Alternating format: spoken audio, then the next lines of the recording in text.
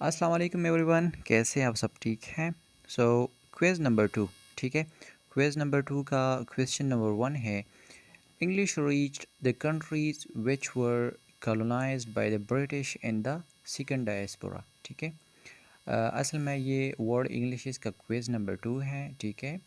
और मैंने कोशिश किया है कि मोस्टली इसमें जो डिफ़िकल्ट वर्ड हो मैं आपको आप लोगों के लिए ना आसान करके आप लोगों को बता दूँ, ठीक है। तो असल में ये डायस्पोरा क्या चीज़ है, ठीक है। आप इसको जैसे प्रोनाउंस करना चाहे वो आप कर सकते हैं, क्योंकि ये हमारा अपना लैंग्वेज तो है नहीं, ठीक है। तो असल में डायस्पोरा का मतलब ये है कि जब कोई बंदा अपना ओरिजिनल कंट्री जहाँ पे वो रहता है, जिनकी एंसेस्टर वहाँ पे रहते हैं, ठीक है।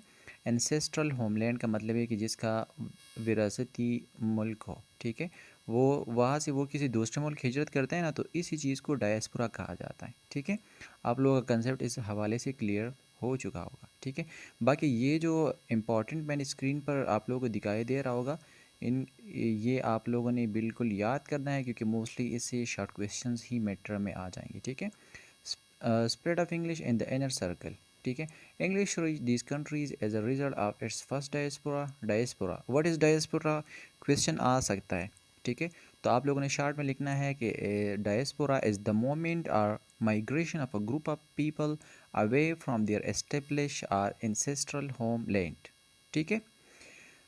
ओके, जो ये हमारा क्वेश्चन नंबर 1 था, इसमें जो है option first, English reach the countries which were colonized by the British in the first diaspora, ठीक है। ये English reached the countries which were colonized by the British in the first diaspora।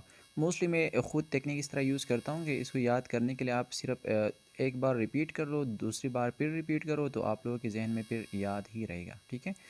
So the question number 2 is emerged as a result of second diaspora movement of English speaking people to different parts of the world is colonizers, ठीक है। तो इसमें जो मैंने देखा था वहाँ से, तो इसमें ये भी था, word English is new English and new English. इसमें ये मैंने सर्च किया था, लेकिन इसमें करेक्ट आंसर मुझे नहीं मिला।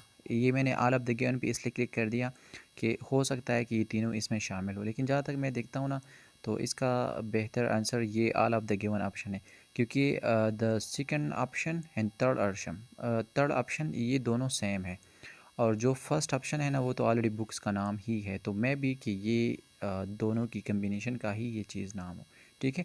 लेकिन आप लोग खैर कंफर्म कर ले, फिर जो बंदा कंफर्म करे ना और उसको कंफर्म आंसर मिले, तो फिर वो कमेंट कर दे, मैं यहाँ से फिर इसको टैग कर दूंगा कि इसमें बेस्ट ऑप्शन कौन सा है, ठीक है। So, emerged as a result of a second diaspora movement of English speaking people to different parts of the world is colonizer, ठीक है। तो इसमें जो best all of the given option मैंने लिखा है, आप लोगों को जो बेहतर आप लोगों को पता हो वो फिर आप कमेंट कर दे, मैं ऐड कर दूंगा, ठीक है। So the third question is, depending on the cultural and social context, variation of English differ in thought patterns, discourse feature, formal characteristics, all of the given option। इसमें जो करेक्ट ऑप्शन है वो है all of the given option, ठीक है। Depending on the cultural and social context, varieties of English differ in thought pattern, discourse features, formal characteristics, all of the given option is the correct option। Okay, so the ये यहाँ पे मैंने इसका screenshot भी लिया था। Depending on the cultural and social context, varieties differ in formal characteristics, thought patterns, discoursal features, choice of variety. तो इसमें ये तीन ऑप्शन है, जो क्वेश्चन नीचे पिछले गुजर गया इसका आंसर है, ठीक है। All of the given option इसमें करेक्ट आंसर है। Alright, question number 3, depending on the cultural and social context, varieties of English differ in, हाँ ये तो वही है, thought pattern, discourse feature and formal characteristics,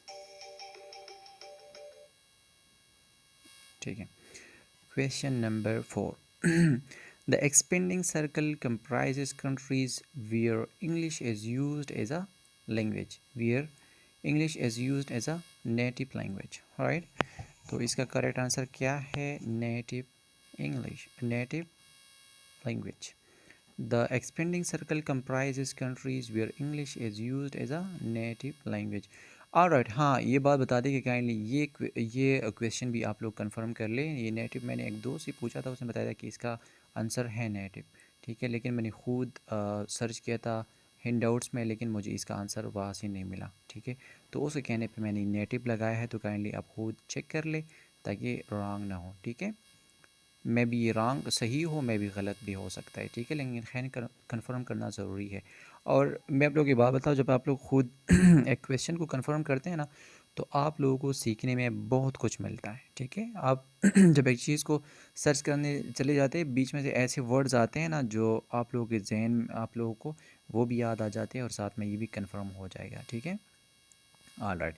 So question number 5 is the second diaspora of English allowed a section of the population to learn English as a second language. This is correct answer. The second diaspora of English allowed a section of the population to learn English as a second language. The correct option is second language. Question number 6. One categorization of the noun is specific and non specific nouns. इसका जो correct answer है वो none specific है, ठीक है। लेकिन खैर फिर भी आप कंफर्म कर लें। One categorization of the noun is specific and non specific nouns. Question number 7 according to, ये जो है कोई लिंग्विस्ट होगा, ठीक है। According to I think Kachru's spell होता है या इस तरह समथिंग, ठीक है। According to Kachru's three circle model native speakers are considered to the non-native speakers regardless of their language proficiency. So the correct answer is superior. Right? According to Kachru's three circle model, native speakers are considered superior to the non-native speakers regardless of their language proficiency. ये मैंने handouts में देखा था, लेकिन वहाँ इस mostly इसमें कोई भी इस तरह ऑप्शन नहीं आया, तो ये भी दोस्त ने कहा था कि इसमें जो बेस्ट ऑप्शन है वो है सुपीरियर। एक्चुअली ये सब्जेक्ट मेरा नहीं है, लेकिन मैं इसके हैंडआउट्स मोस्टली तो क्वेश्चन मैंने खुद की है ना, क्वेश्चंस की मैंने हैंडआउट्स ही कंफर्म की है, लेकिन ये क्वेश्चन भी मैं कहता हूँ कि आप लोग खैर खैर कंफर्म कर लें, ठीक है। क्योंकि ये मैंने वहाँ से चेक किया था हैंडआउट से, लेकिन मुझे नहीं मिला इसका आंसर, वहाँ से वो सर्च में नहीं आ रहा था। तो जो बंदा इसका बेहतर ऑप्शन निकाले ना, तो फिर वो मुझे बता दे, ठीक है। क्वेश्चन नंबर 8, 8 तो नहीं है, 9 है। What does three concentric circles mean? Three concentric circles mean overlapping circles with different centres, circles with the same centre, one none of the given options. तो इसका जहाँ तक मुझे लगता है ना, इसका ये सर्कल्स विद डिफरेंट सेंटर्स ही है, ठीक है। क्योंकि थ्री कंसेंट्रिक सर्कल्स एक ऐसा सर्कल